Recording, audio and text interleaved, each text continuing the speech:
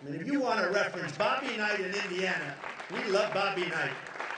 But he agrees with everything I'm saying. He loves the governor. Indiana has the second lowest unemployment rate in the nation. For veterans, where nobody's fighting for the veterans like I'm fighting for the veterans. The veterans have been left behind. If you remember a few months ago, Hillary Clinton said, yeah, really, they're doing much better. The VA is much better. They're doing a much better job than people give it credit for. People are dying in line waiting for 5-6 days for doctors. People are dying, they can't even see a doctor. It's a scandal. Take a look at what's happening with the V.A.A. in Arizona. Take a look at what's happening with, just the Veterans Administration hospitals. It's a scandal. It's corrupt. It's incompetent. It's a scandal. And Hillary Clinton thought it was just fine. And boy, am I going to win big with the veterans. I mean, we know that for a fact. So it's now 2.4% for veterans. In 2013, when Mike Pence took office, the rate for veterans was 6.7. It was 31st in the nation, one of the bad ones. And now it's almost the best. Got them jobs. Got them jobs. Indianapolis is ranked second in top 10 metro areas for young college graduates. That's a great thing. They're going to stay there. That's a great thing. And Mike worked hard on that. He was telling me that was not easy. Under Governor Pence's leadership, Indiana enacted the largest K-12 education funding increase in the state's history. So you're balancing budgets, and yet you're giving more money to education. Isn't that a great thing?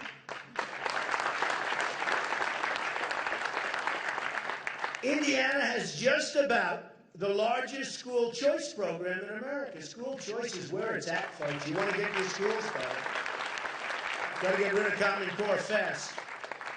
Governor Pence enacted the largest income tax cut in the state's history. Think of that. We're cutting taxes and balancing budgets. And along with corporate tax reform, just about #1 in the country. CNBC ranked Indiana first in the nation for its infrastructure. So with all of these cuts and all of these balancing budgets, we're spending more money on education, and the infrastructure is kept up. That had so much, look, as a builder, nobody in the history of this country has ever known so much about infrastructure as Donald Trump. I build infrastructure. Do I know how to build a wall? Do I know how to build infrastructure? Yeah, it's very interesting. We're building, I won it was pretty amazing in the Obama administration, but I won the right to have the old post office building on Pennsylvania Avenue, right near the White House. And it's amazing, probably the best location, one of the most sought after projects in the history of the GSA, General Services. And I really like what's happened. We're going to have an opening very soon. Ivanka and Eric and Don did a fantastic job on it. But I thought the other day, I was going over the numbers, we're under budget and about a year, actually more than a year. But we're a year ahead of schedule, and we're under budget substantially. And the quality of the work is even better than we originally were going to do. And when I explained to a government representative that we're under budget and ahead of schedule, they almost fell off because they've never heard those words before.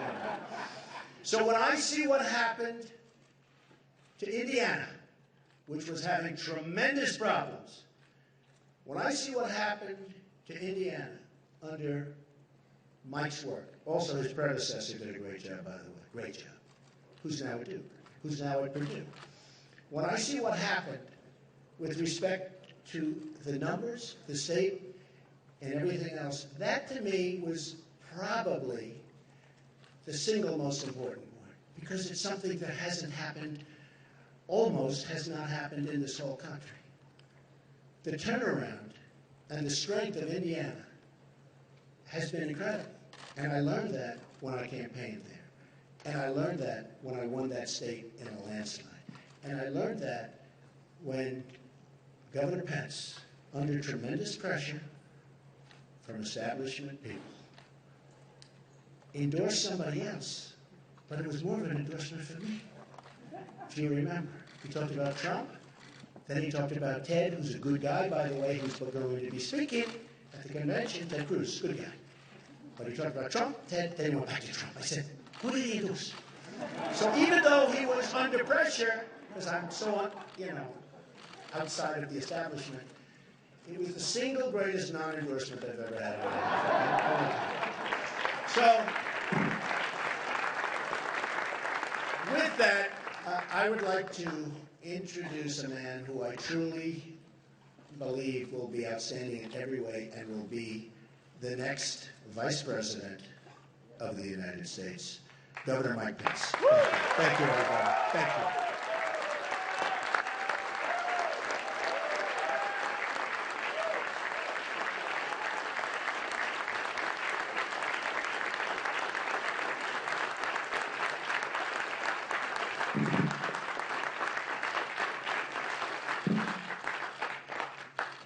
On behalf of my family here and looking on, would you join me in thanking Donald Trump, Melania, and his entire family for the sacrifices that they are making to make America great again?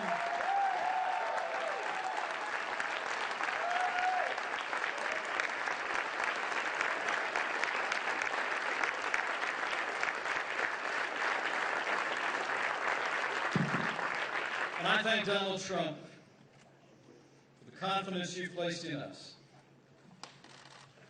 And I accept your invitation to run and serve as Vice President of the United States of America.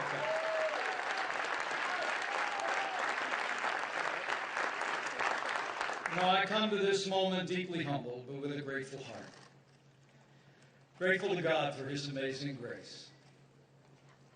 Grateful to my wonderful wife, Karen, and our 3 incredible kids, Michael, Charlotte, and Audrey. And grateful to this builder, this fighter, this patriotic American who has set aside a legendary career in business to build a stronger America, Donald J. Trump. And let me say, having had the privilege to spend time with this man and his family out of the limelight, I know what all of America will soon know even better. These are good people. Donald Trump is a good man, and he will make a great president of the United States of America.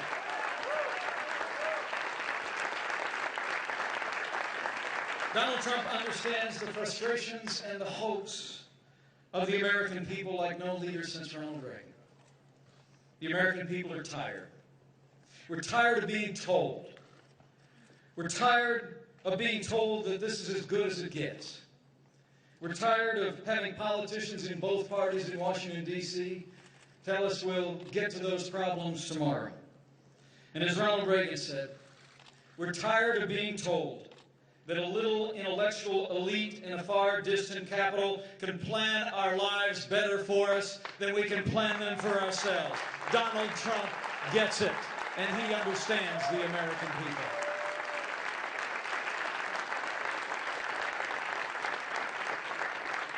I truly am deeply humbled to be at his side today. And when I got this call last Wednesday, I could only think of that ancient question. Who am I, O Lord? And who is my family that you have brought us this far? So let me try and answer that question for a few minutes. Now, people who know me well know I'm a pretty basic guy. I'm a Christian, a conservative, and a Republican in that order.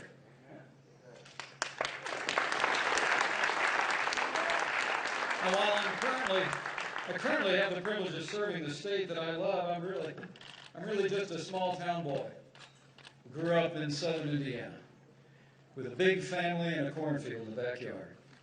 Like Donald Trump, my grandfather immigrated to this country. And in many ways, I grew up with a front row seat to the American dream. I watched my mom and dad build everything that matters: a family, a business, and a good name. The heroes of my youth were John F. Kennedy and the Reverend Dr. Martin Luther King, Jr.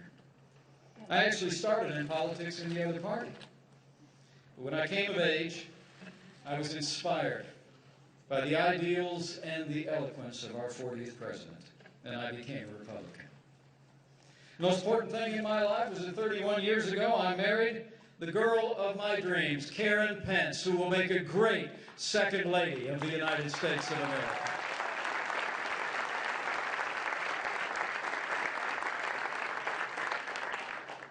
And while this office is an extraordinary office to which to aspire, the highest role I will ever play is V.A.A. And I'm a proud father of a college student, a graduate turned writer, and a United States Marine.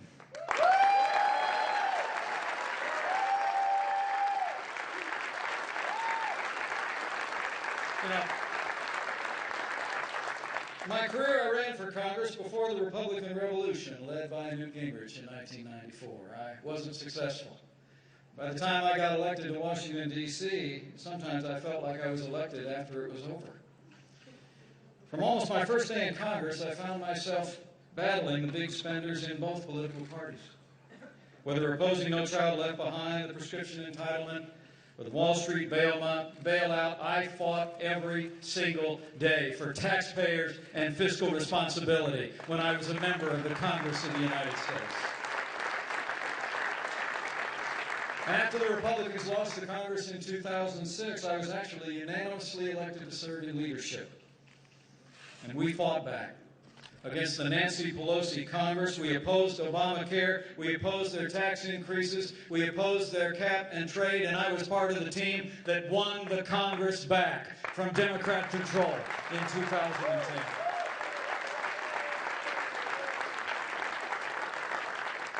And all that happened before I went back home again to Indiana. But I want to say I answered this call for two reasons. First, because I know from firsthand experience that strong Republican leadership can bring about real change, just like we've seen in the Hoosier State. And secondly, because Hillary Clinton must never become President of the United States of America.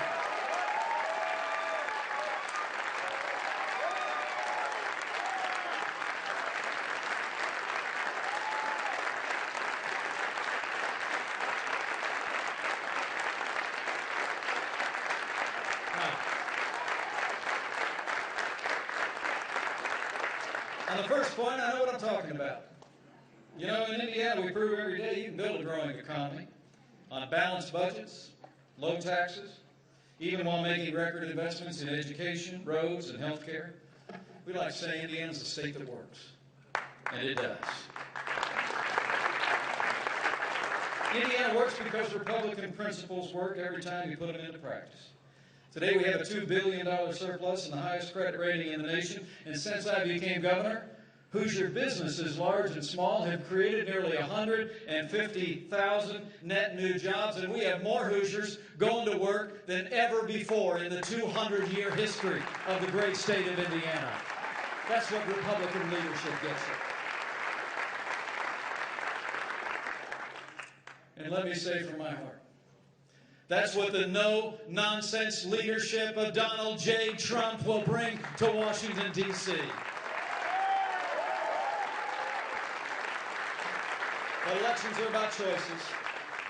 Elections are about choices. And I also joined this ticket because the choice could not be more clear. The stakes could not be higher.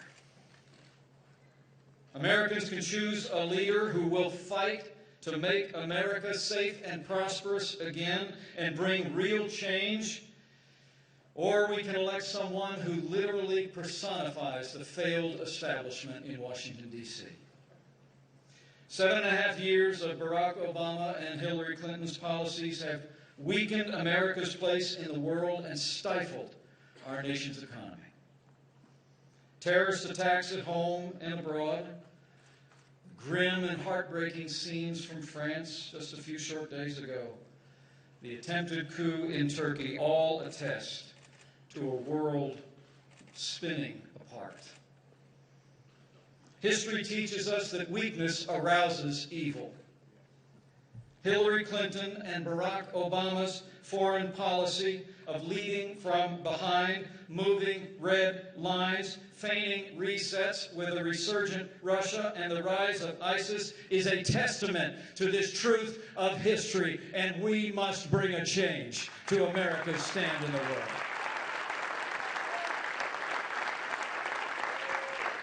We cannot have 4 more years apologizing to our enemies and abandoning our friends. America needs to be strong for the world to be safe. On the world stage, Donald Trump will lead from strength. He will rebuild the arsenal of democracy, stand with our allies, and hunt down and destroy the enemies of our freedom.